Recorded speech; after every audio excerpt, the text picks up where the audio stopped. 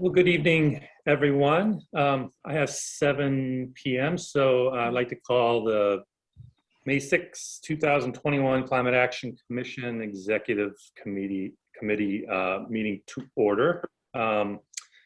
Just start out with review of the meeting minutes. First order is to approve the April 1st minutes, and I'll move that the Executive Committee approve the minutes. Can I get a second? Second. Thank you very much, Mr. Underwood, Dr. Underwood.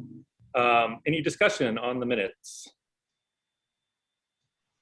Hearing none, I'll call the question. All those in favor of approving the April 1st, 2021 minutes signify by saying aye. Aye. Aye. All those opposed? The ayes have it. The minutes are approved. Thank you very much. I don't see anyone, which doesn't mean it's not the case. I don't know if we have received any questions. Susan or Joyce, I don't see any attendees on my list from the public. Okay, nothing to address. Okay. In that case, we'll move on to chair updates. I have a few items to update everyone with. So earlier this week, on Monday, I reached out to Mr. Tony Bandiero. He's from the Eastern Pennsylvania Alliance for Clean Transportation. This is a group, nonprofit group that's funded to work cooperatively with DEP and PennDOT to promote EV and alternative fuel vehicles and technologies throughout actually our region, our specific region in Pennsylvania. He's excited to work with us. I think he's going to be a valuable resource, especially to our transportation interteam group, ITG, in helping us learn how we can work with the state to promote clean vehicles. He's also interested in working with our local vendors to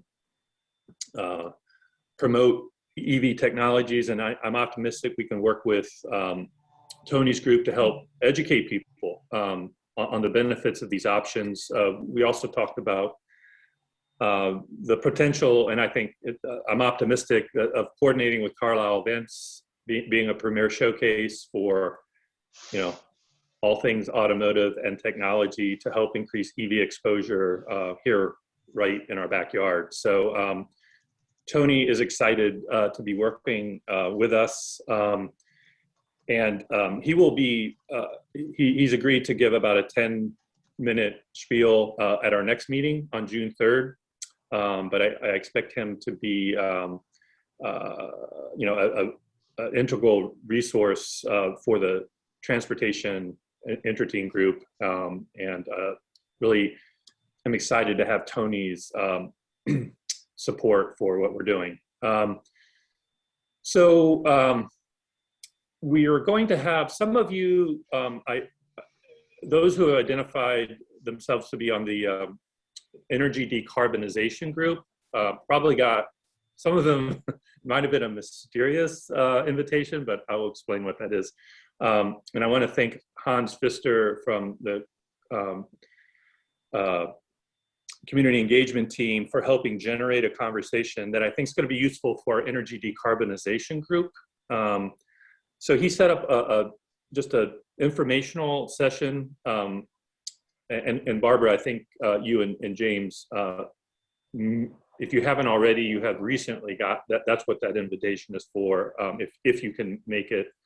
So on Monday, we're going to talk with an energy provider called Great American Power, just to kind of educate ourselves on how this community choice aggregation may be a potential policy tool to help us reach our targets. So it's called CCA, Community Choice Aggregation. Several states, several deregulated states, but not yet in Pennsylvania, they allow municipalities to choose a single provider for the residents, typically with an opt-out option.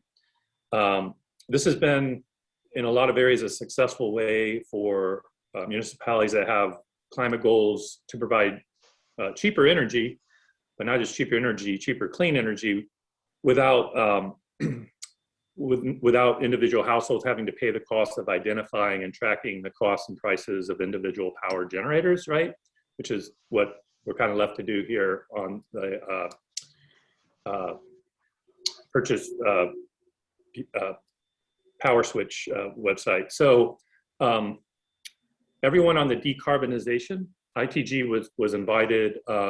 It's not required. I just wanted everyone who's on that team to sort of at least have the ability to participate if they can. If not, no big deal.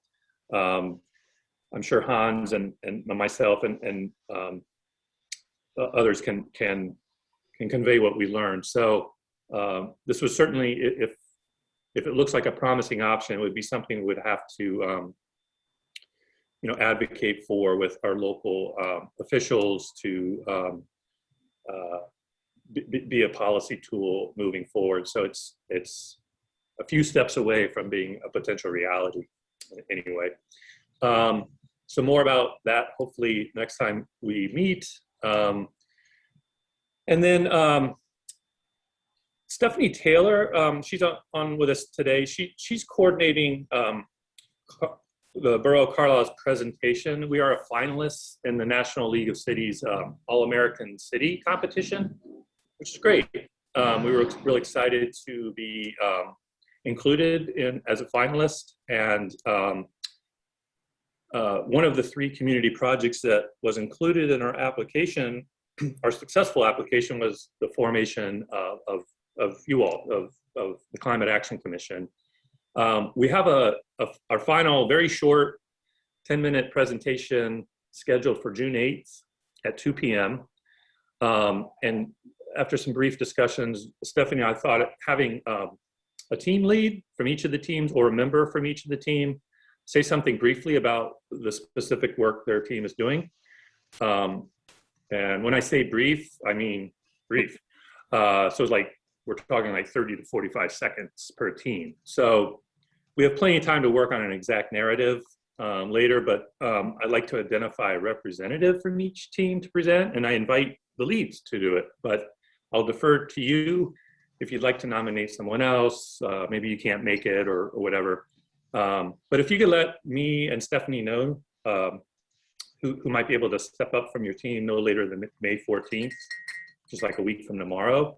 That would be great, and that would give us plenty of time to kind of work with Stephanie on those very, very short narratives. I had one more thing. I think we have at this point identified at least a representative from each of your teams on the inter-team groups, and this list, I'm just going to read the names. This is available on our shared Microsoft page, but the transportation group, the PET rep is Jamie Keener, the PAT rep is Jeff Nemitz, the community engagement team rep's Bob Ackerman, zoning team Jeff Bergston, and the borough staff has identified Rick Freeman to help with that team as well. So I think we got the basic components of that team worked out. The energy decarbonization team, we have our PPL and UGI reps identified, and Ken Scholzis from PAT, Mohammed and Taylor Lebo from the PET, Hans Pfister from the CET, Bob Pennell from zoning, and Richard Jude from borough staff. And then last but not least, the energy efficiency and the behavior team, Ken Slazeman is the PET rep, Neil Leary will represent the PAT, Asancio Arnado Aldrich and Mitch Stiles from the CET, and probably Bob Pennell from zoning, and then we'll have Mark Malarich from the borough staff. Did I say any names incorrectly? or missed anybody who you thought was on one of those teams that I did not identify. You can find this on our shared drive. I was just echoing this. Some of these updates are really relatively recent, but I did want to use this opportunity to make sure that those names sounded familiar to everybody. Great. We'll talk a little bit more about the ITGs as I think we're getting close to having a playbook to move forward with these smart people. Mohammed will probably have a little bit more to say about that when we roll around to him. And that's really all the updates I have before turning it over to the team leads. I know that was a quick update on stuff. Any questions on anything I went over, or anything else for that matter at this point? Okay. In that case, let's just move on through the agenda. I think, turn over to our team leads for their updates. And Sarah, good evening. How are you? I'm doing well. How are you? Good. Good. So yeah, we've been busy on the community engagement team. We've been to a couple different events outside, tabling now. So we've been to the farmers market on the square twice. We were at the Destination Carlisle Earth Day event. We were also at an Earth rally hosted by the Cumberland Valley Rising Environmental Group. So we've gotten about 46 responses to our survey so far on paper. I haven't checked Engage Carlisle today, but I think those numbers are going up too, which is really exciting. And we will be at Amani Festival this Saturday. We've been bringing along a representation of the average American's daily footprint of carbon. You can see the photo on our Facebook page or on our Instagram page as well. But that's a project actually created by CET and PAT member Mitch Shiles. And it's really cool. So we'll have that at Amani Festival this weekend as well. So if you're in town on Saturday, feel free to stop by. I know everyone's busy, but team leads, if you want to stop by and help hand out surveys and talk to people, I think that'd be great. I didn't bring it the first day that I tabled, but after that first experience, I took those 6 projects that will be put into the cost benefit analysis. And so I took those and basically printed them on a sheet of paper so that people could see what we're considering, the different projects and policies that we're considering. And if you haven't seen the survey yet, I did post it to Teams. So you can see, it's basically a very much simplified version of our first community survey. So I hope that helps in terms of PET's work, and I think it'll be interesting to the rest of the group as well. And we're hoping to branch out in terms of different events and trying to reach different communities and groups. We'll also be hiring an intern for the summer. So that position is out. If you know any high school graduates, so recent high school graduates, college students in the area, ideally they'll be in Carlisle. That's our preference for them to not work remotely if possible. We want to try to be flexible, part or full-time, depending on people's schedules, and that kind of might help with our team as well, to have maybe 2 people if we can, make that work. And maybe help to tailor their experiences to whatever they're kind of looking for their internship or career experience that they'd like. And yes, the Amani Festival, it's a cultural festival and celebration, and it's 10 a.m. to 6 p.m. In downtown Carlisle. There's a Facebook page, so I don't have all the details of it right now, but I got the broad strokes of that event.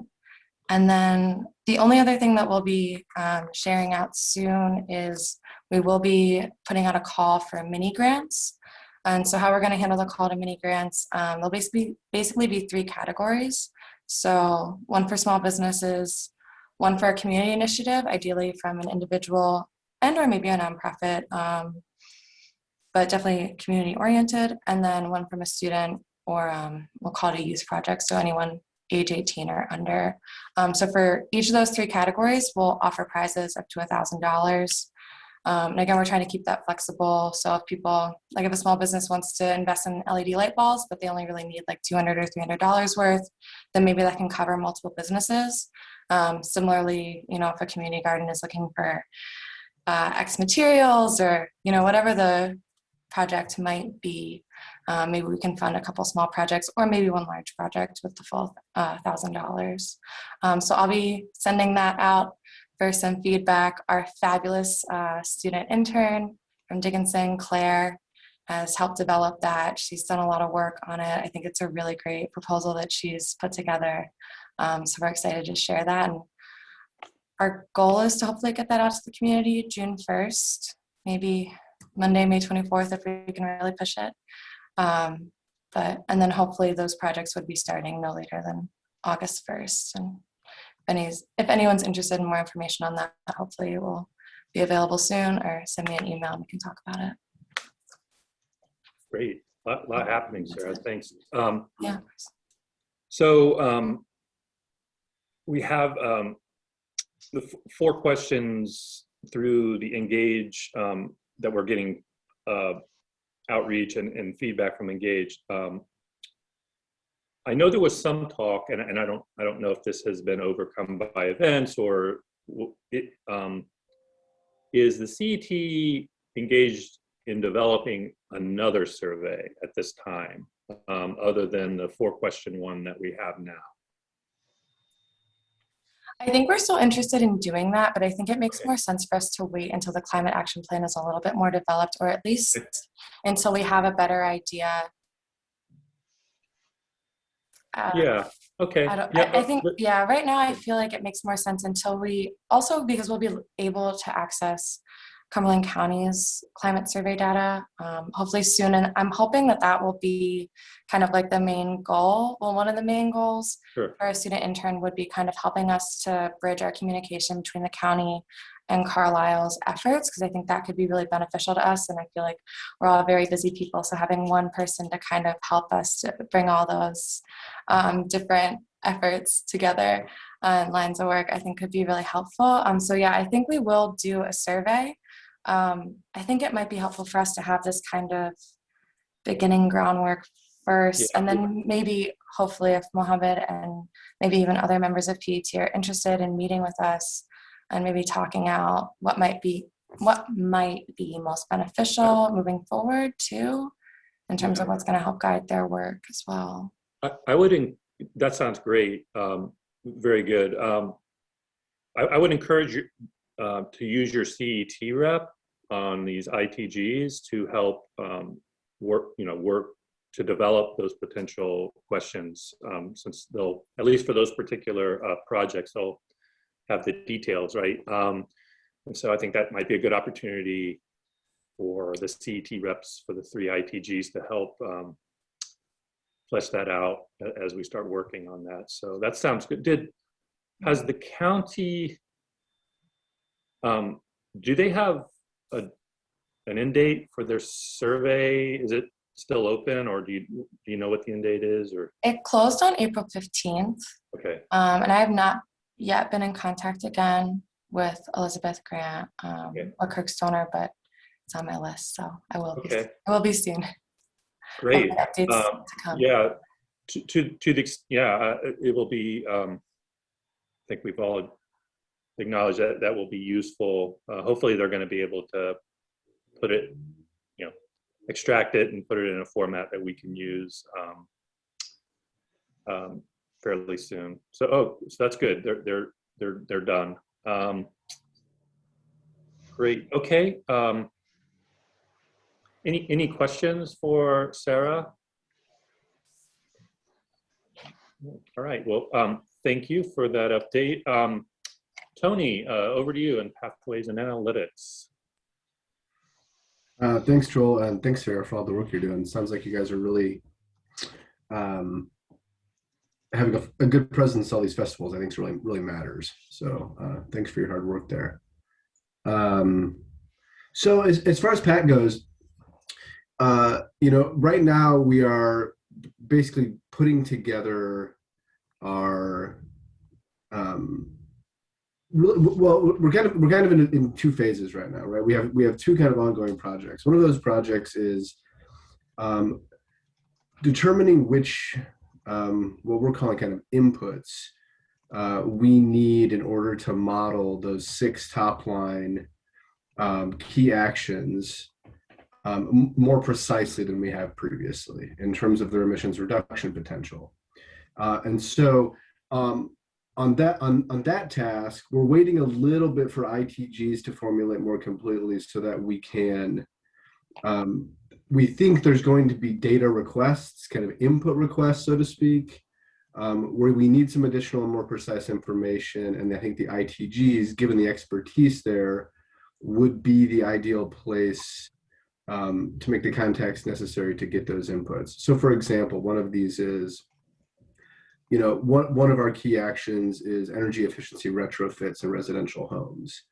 One of the key pieces of information we need there, we have things like the number of households in the borough that we have from our previous modeling.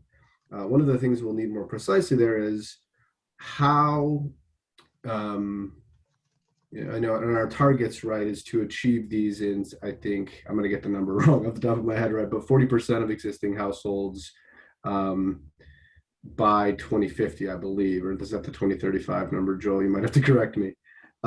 So, you know, so regardless of the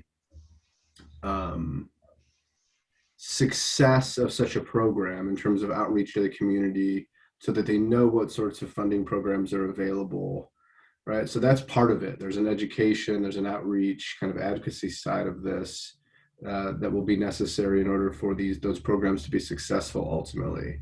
But from our perspective, just how much emissions reductions could come from such an action, what we'll need is a good and fairly accurate sense of what, if a home does, are there different degrees of energy efficiency retrofits? If so, what are the likely emissions reduction potential per household, right? And how can we measure that? Can we get that as a per square foot? Do we have to stick kind of per household? What do we think the kilowatt hour savings is going to be?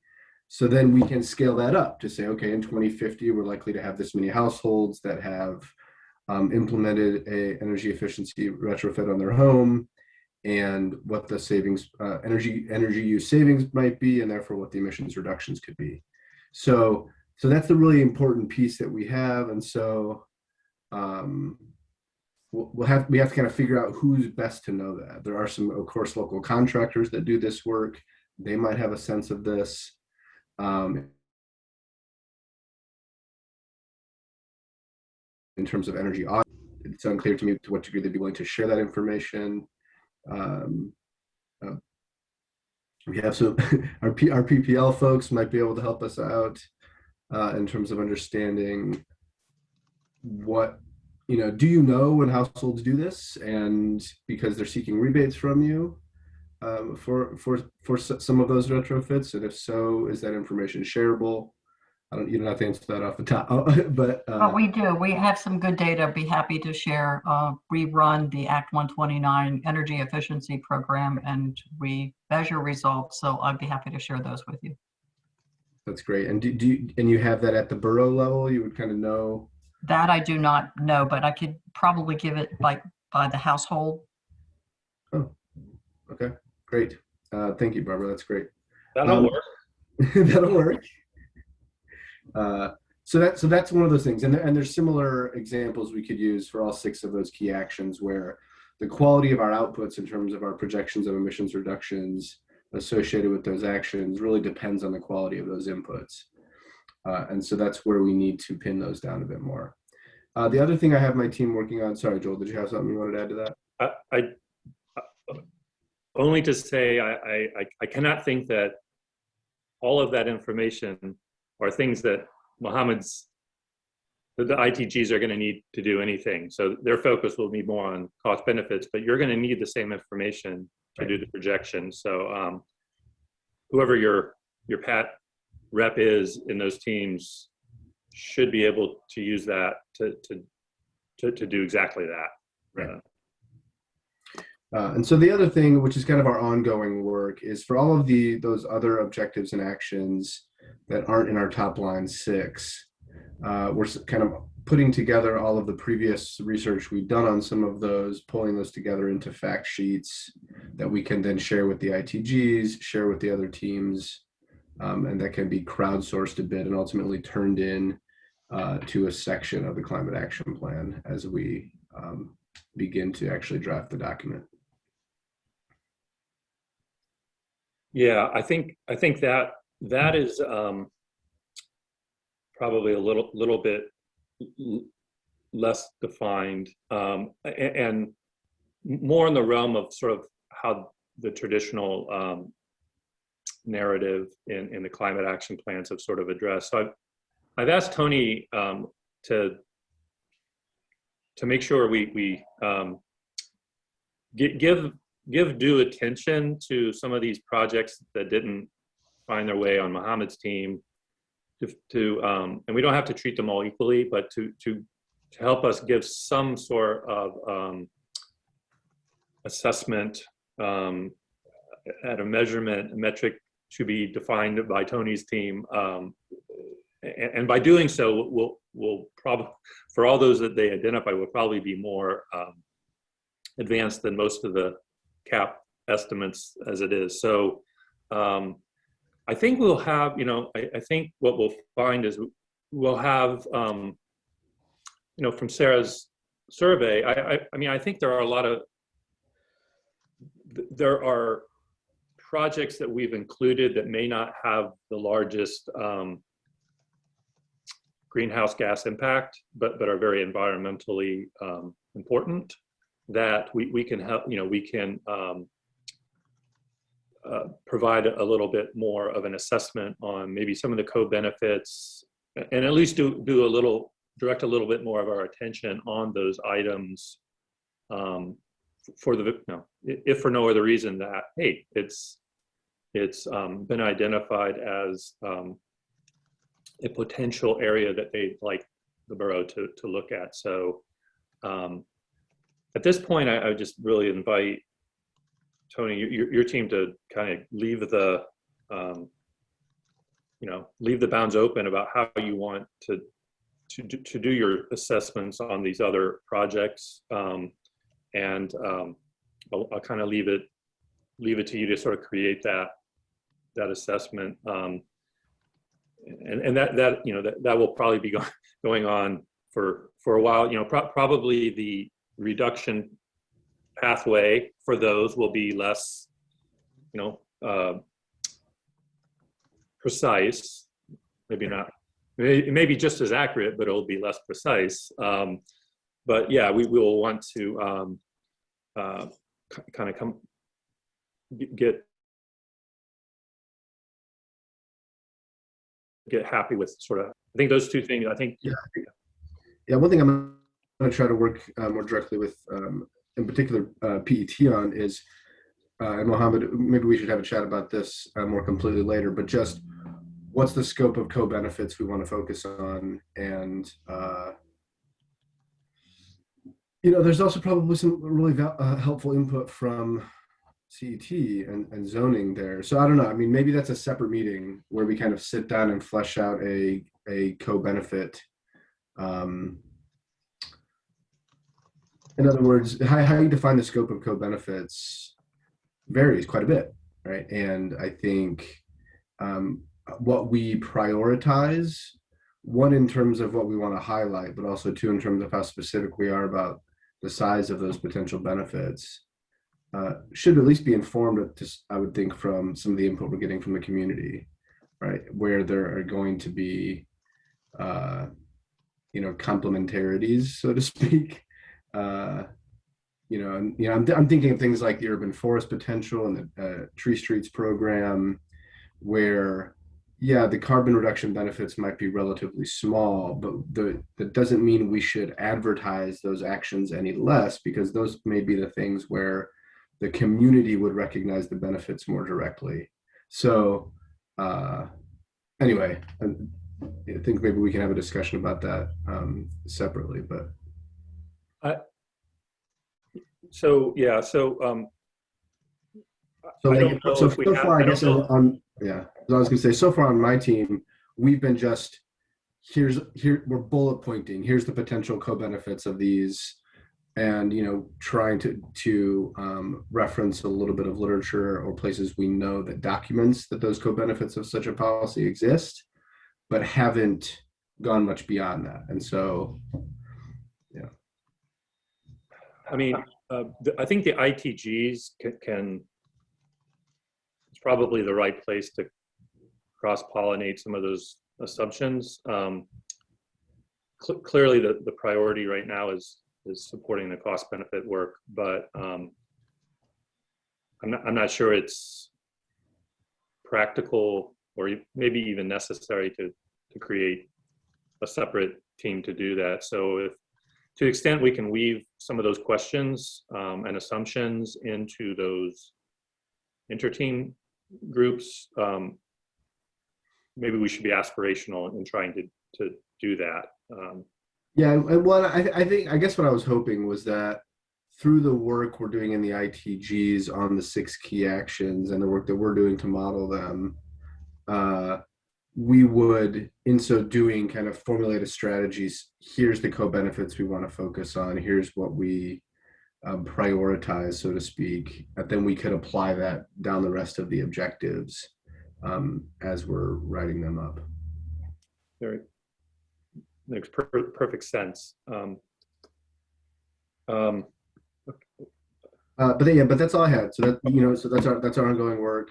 I do have a kind of a broader question that is down in the weeds a little bit, that maybe I can save for after updates. But it's kind of a modeling assumptions question that I wanted to get a little bit of input from everyone on. So let's come back. Let's come back to that, if that's okay. We'll make a note to come back to you. I'm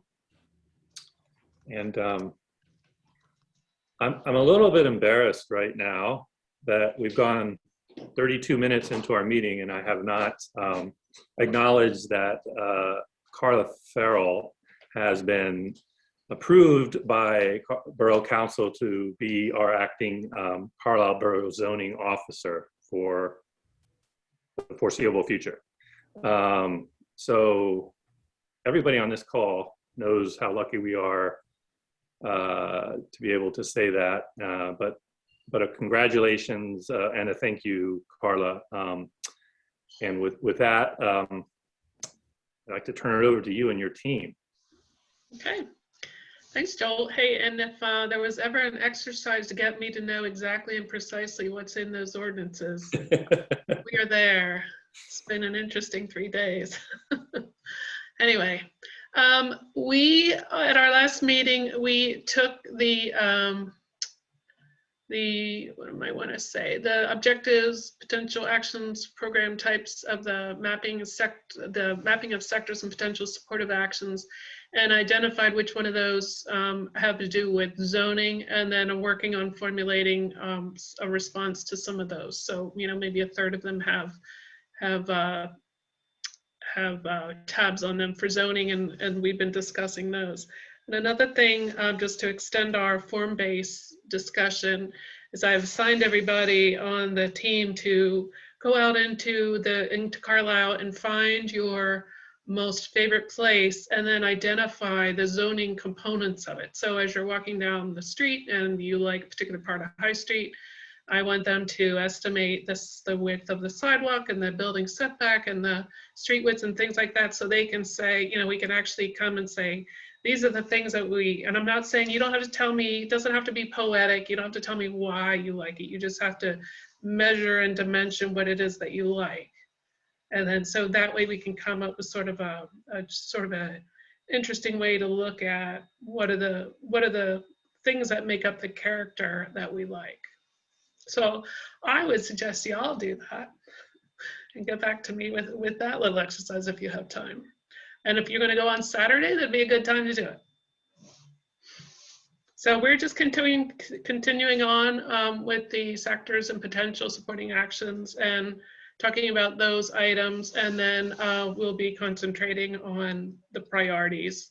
I think too, it's a good idea to get the Sarah's group's input on it. And I like the idea of, yes, it's of course it's about reduction of emissions, but it's also about what the community wants, because if they feel like they've been listened to and they are behind the ideas that we're doing, it will be a lot easier sell, particularly from a regulatory standpoint with zoning. How many pages are we limited to in our wish list for what we like about I'm just kidding. I love that idea. Good for you. That sounds great. Thanks, Carla.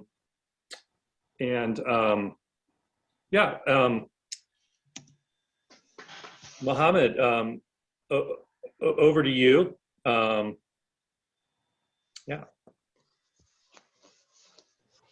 Well, good evening, everyone. I'm gonna apologize ahead of time. My voice gets a little bit dry during Ramadan, so if I sound scratchy, that's why. But I think the most relevant update and the thing we wanted to talk about today is how to actually get going on the assignment of the sort of the cost benefit duties. Short story is this: we broke up the BET team into leads for each one of the sort of the 6.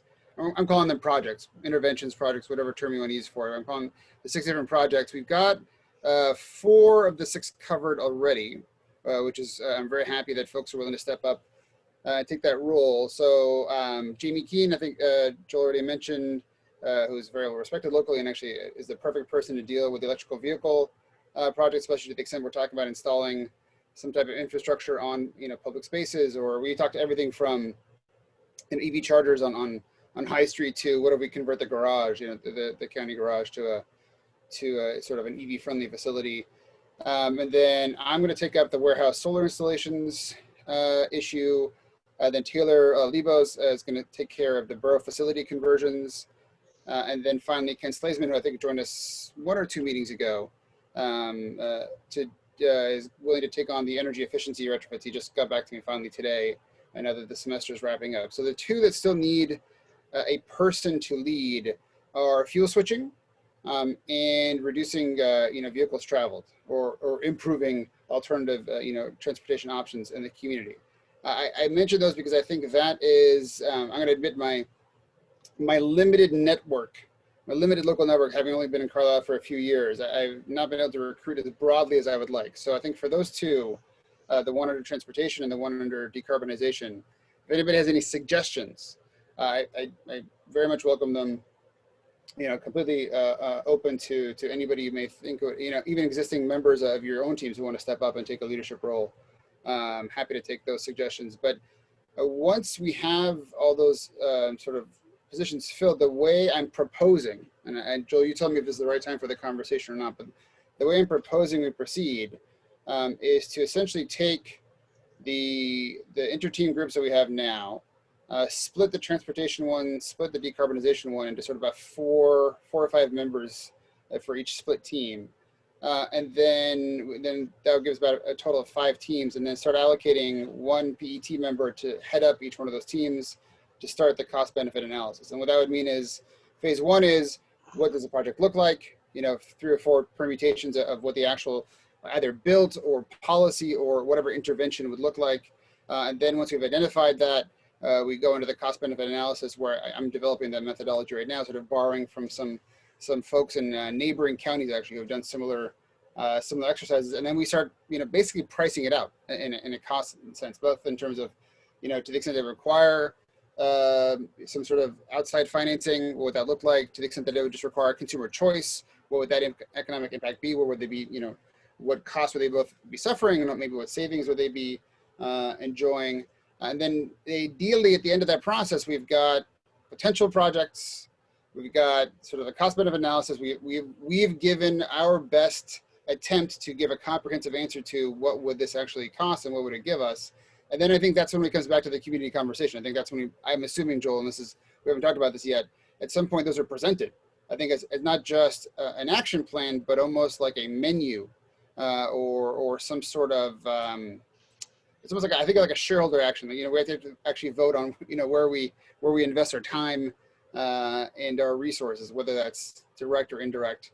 You know, I'll leave that to you. But for now, the most important thing is to get a few more folks in those leadership positions and just start, you know, sort of cranking out both the general project, you know, contours and the actual gathering of data to do the cost benefit analysis. And I should mention, last thing, both for down the road when we get to the potential financing conversations, they already have some good networking, but just to better understand what a potential funder would want to see in a cost benefit analysis, I've been sitting down with a few different infrastructure funds and other financing sources to understand how they diligence these types of community projects. Everything from, you know, subsidies to consumer choice to actual, like, you know, money to build something, so that we can package it all in a way that's easily, I think, sort of shopped around at the end of the day if we're going to try and actually line up some money behind these things. So I'll leave it at that for now, Joel. I think that's probably enough. Thanks, Mohammed. So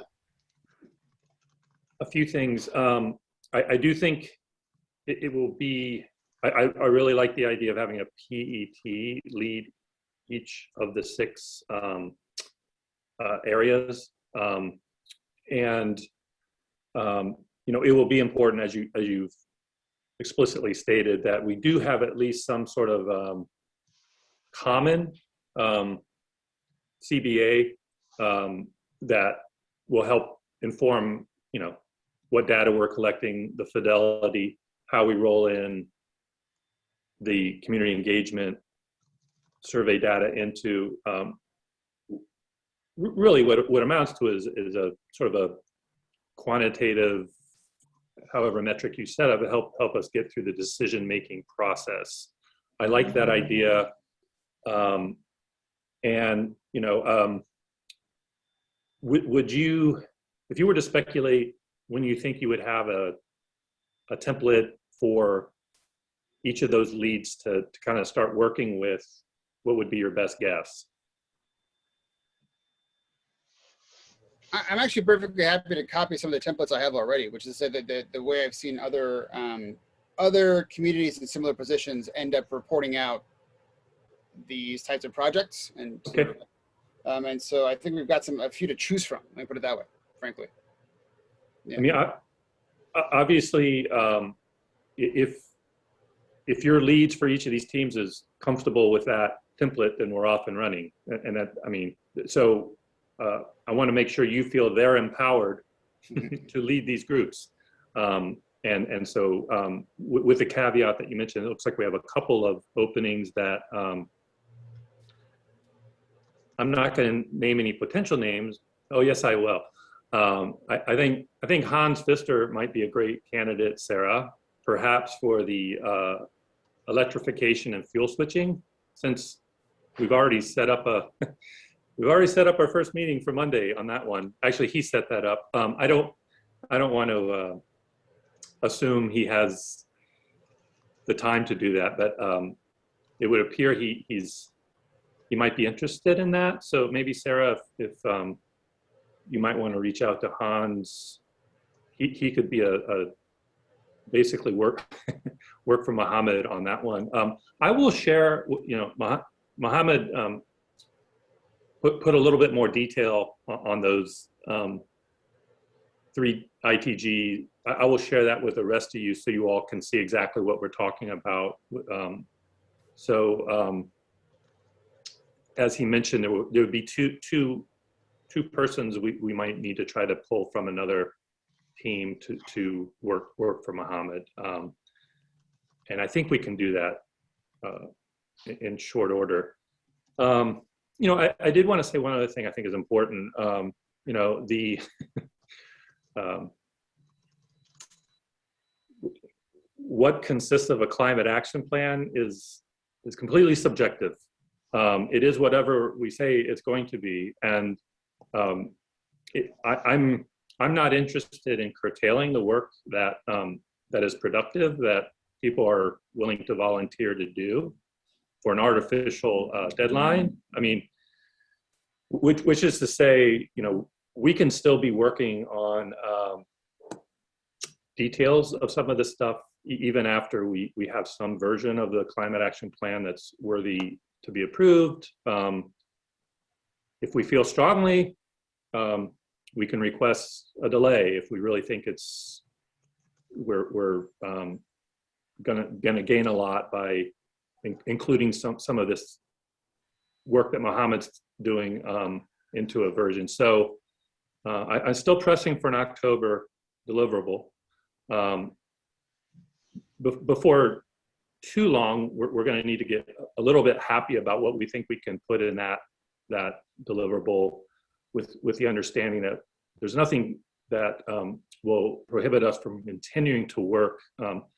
I floated the idea of having potentially a climate advisory council that would work for the borough, that could continue basically moving a lot of this work forward without interruption.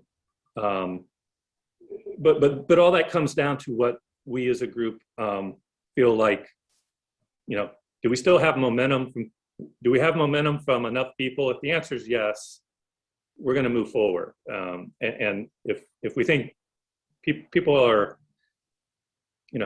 not able or sort of burned out, or we'll figure out where we need to kind of wrap things up. So everyone keep charging hard, and we'll figure out in due time what we can potentially put in an October deliverable, and whether it even makes sense to maybe move that. But the important thing is, as long as we're able to navigate and get useful information and build on this process, that's key, and we'll continue to do that.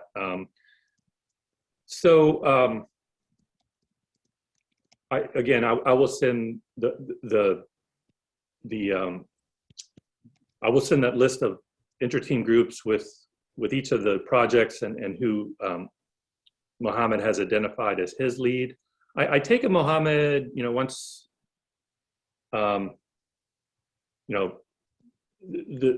each of the, so I guess my only concern would be, so we have volunteers to be part of the energy decarbonization ITG, which just coincidentally happens to have 3 projects with 3 leads, which is great. But in terms of like meeting, I would hate to think that the zoning team rep would maybe have to jump on 3 different calls. How do you see that maybe working, or would you challenge us to find a rep for each of those projects from each team? What are your thoughts? I'm agnostic as to like how many from each team go on ITs. I think being respectful of people's time. People have time volunteering, and those who don't, I respect that. So I think the actual the initial phase of this will be very few meetings and a whole lot more emails and gathering of documents and sort of editing and really just mapping out what these things could look like. I think once we've settled on descriptions of the actual, again, either built or policy interventions and all that, then we're going to have some meetings to actually brainstorm the outreach part, especially for the part where we're going to get the community's input on the sort of the costs, both benefits and detriments. And so I think at the outset, it's not going to be a heavy lift, but I don't know that it has to be a perfect representation across all the teams. And frankly, if somebody wants to float between teams, I think that's perfectly fine as well. Okay. Well, for now, I will not ask the teams, other than identifying a lead, I will not ask the team leads to say we need any additional folks at this point, with the understanding that each of these projects has a different lead. So a single person from a team may be answering questions from multiple PET leads, which I think is fine. And I'm sure if they're feeling overwhelmed, they'll let their team leads know, and we can find we can find somebody else to assist in that. So I'm good with that. I'm good leaving, you know, the individuals we have identified now as part of the ITGs to handle the workload. If it gets beyond what they're able to do, we'll adjust. And Joel, if I could just say one more thing, I think this is where I really want to sort of inject a little bit of modesty into this. I think part of what our team is going to do is try and move as quickly as possible to describing something that people can talk about. I know it's very general. What I'm trying to say is we're trying to describe a thing that can be, again, built, created, chosen, and its contours and its consequences.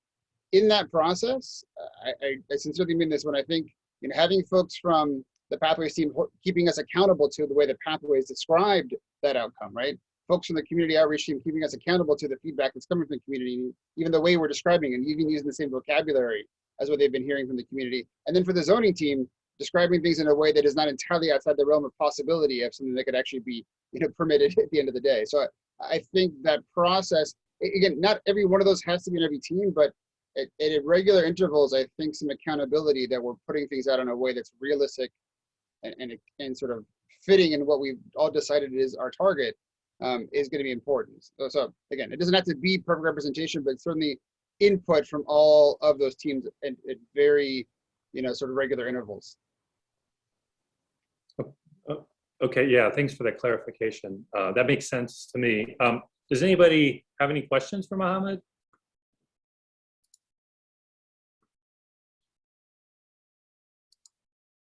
Okay, well, look forward to getting started on the ITGs, and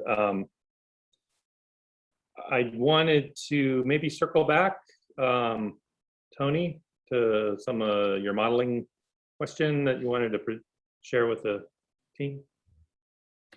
Sure. So, you know, one of the things that, you know, we've realized in you know, developing some of these emissions reductions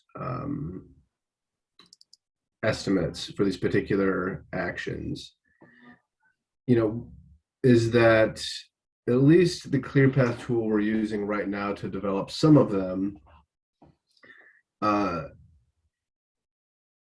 we can, okay, let me try to lay this out in 30 seconds here. So, and I mentioned this a little bit last month, I believe, right? So if we assume, for instance, that state and federal policy actions get us to an electric grid, kind of even absent any borough action, that is much less carbon intensive by 2035, then that necessarily means that any actions we take will either be more or less effective.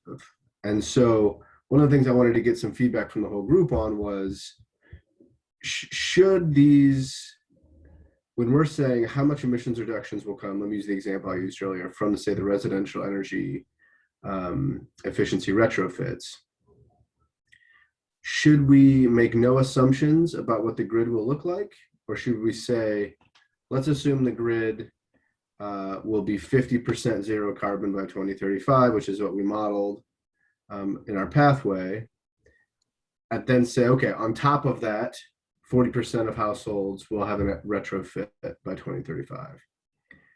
Now, okay, that means that the actual residential retrofit action will be responsible for less emissions reductions because the grid will be taking care of part of it, yeah. Right? And so, which would matter, right? In terms of the cost benefit analysis. So yeah, absolutely. Yes, you should factor that in. Can I make a suggestion real quick? Yeah, I can. Oh yeah, go ahead. One, and I don't know if this makes the work harder or not, but you know, sometimes the approach might be a range. You know, so you have a modest assumption about what might happen. You have a mid-range assumption about what might happen, and you have a dramatic assumption about what might happen. And so you've got a 3-point range or something like that. I think if there's already a template, maybe that's not so much more work to do. No, that's Um, possible. But Yeah, and it's Yeah, I mean, that's important. So look at the scenario where I think that's important for a really important reason is the sequence by which you want to deal with these issues. So if it would suggest that if for whatever reason it would be tough to do energy efficiency now, it would be even less relevant if we really thought the grid was going to be decarbonized, right? So like, which is, to say it another way, we have a lot more ability to reduce our emissions with energy efficiency now than we will in the future.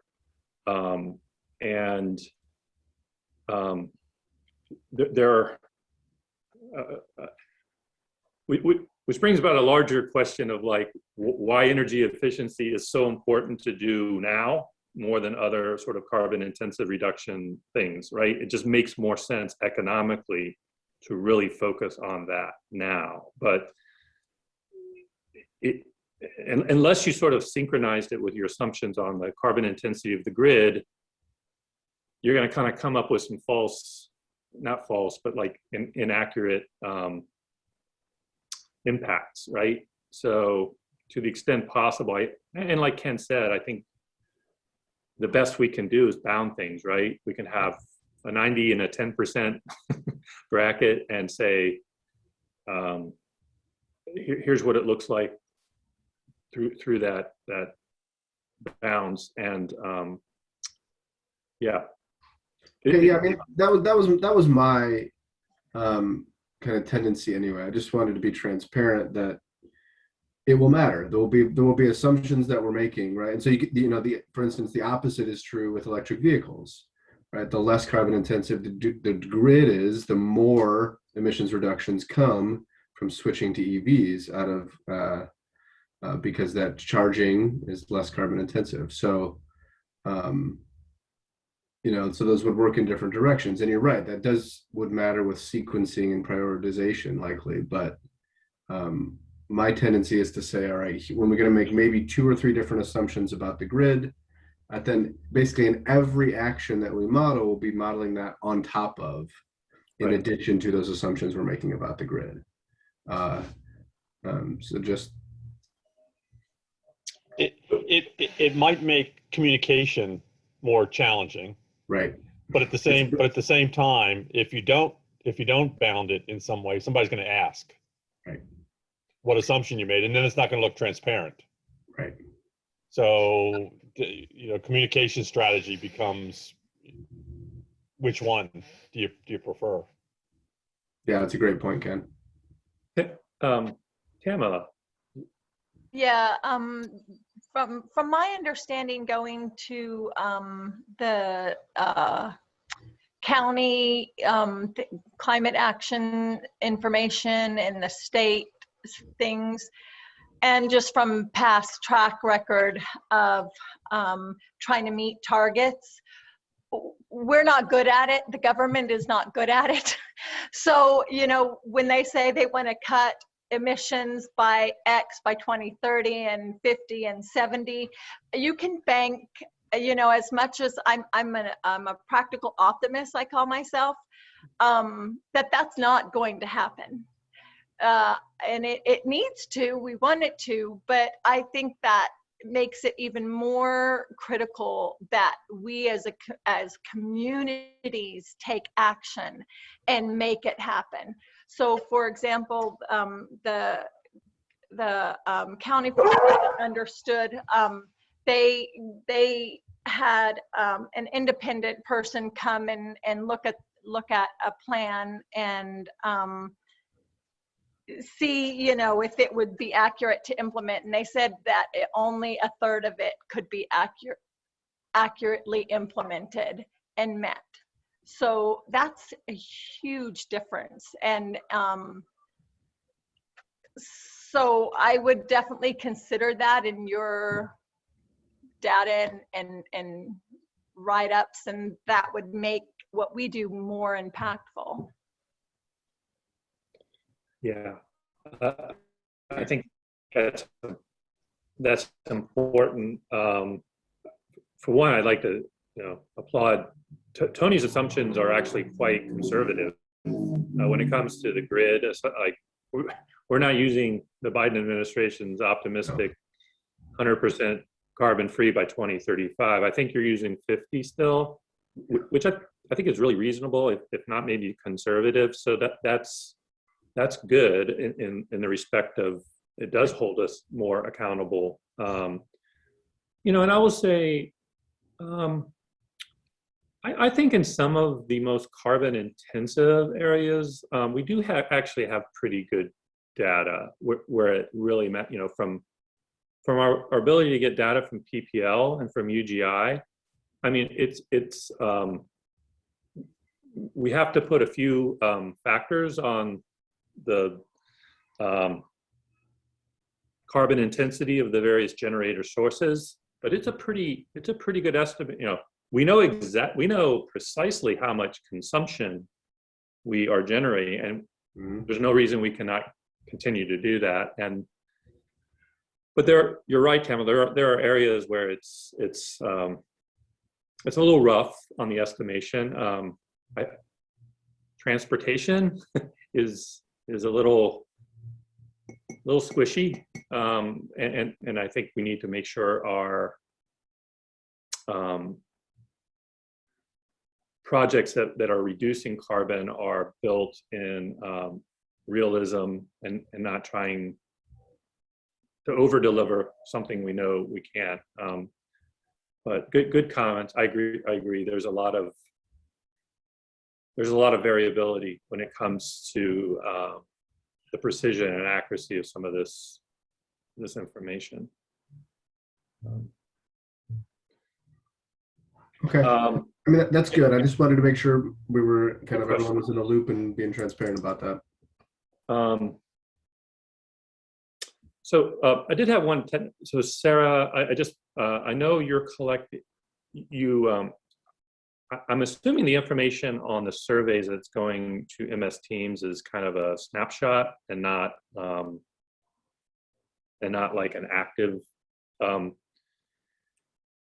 If there's a way that you can kind of keep that current, on the data, because I think you're putting most of the live stuff is coming through Google Sheet. I don't know what it is, but I just want to make sure that we have one shared repository on MS Teams. I just want to make sure that the team leads have fairly current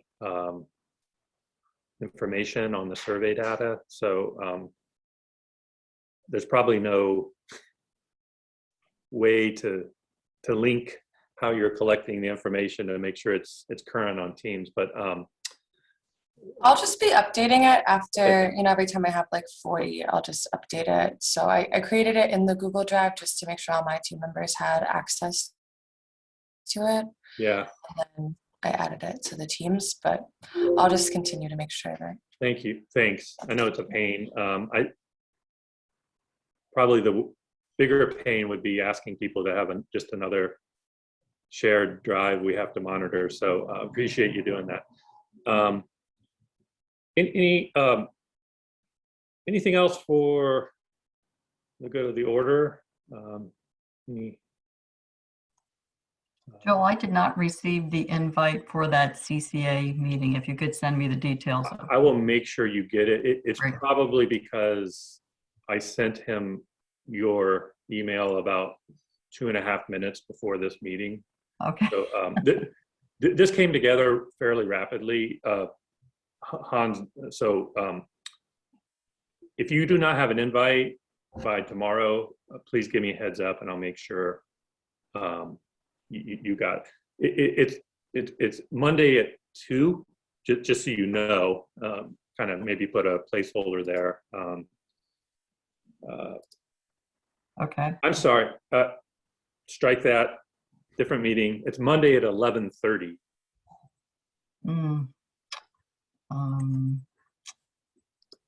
Yeah, okay.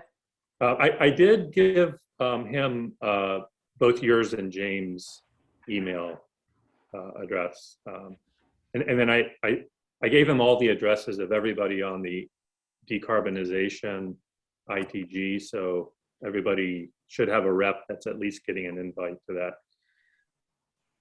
This is a meeting I think we could. We do have some concerns with CCA, so I'd really like to be part of that discussion. Good, good. Anything else for the good of the order? No, I was just gonna, Barbara, while you're here, should I email for some of that data on kind of effectiveness of these energy efficiency retrofits? Do you want me to just send a follow-up I'll pull email? together Or? the data we have and I'll send it to you. How's that work? Perfect. All right. Well, if there's nothing else, we are adjourned. Everybody have a good evening. Good night, everyone.